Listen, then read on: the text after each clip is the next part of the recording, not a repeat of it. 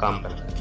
ये किन कंडीशनों में दिया जाता है, सबसे पहले हम बात ये करेंगे। देखिए, अगर बकरी या बकरे को कोई भी डिजीज़ हुई है, या पीपीआर हो गया है, या एफएमडी हो गया है, या फीवर हो गया है, या कोई भी डिजीज़ हुई है, तो उन कंडीशनों में जो इंजेक्शन लगते हैं, तो बकरे की जो बॉडी होती है, जो भूख लगाने के कीड़े होते हैं, जिसको बोलते हैं माइक्रोफ्लोरा, उस अगर हम ट्रीटमेंट कर रहे हैं, तो उस कंडीशन में माइक्रोफ्लोरा की जो गति होती है, वो धीमी हो जाती है, जिसकी वजह से बकरे या बकरियों में भूख नहीं लगती है, यानी लीवर हल्का-सा काम करना बंद कर देता है। तब उस कंडीशनों में हम इस पाउच को प्रिस्क्रिप्शंस करते हैं, यानी पशुपालक भाई को, यानी गौट फार्म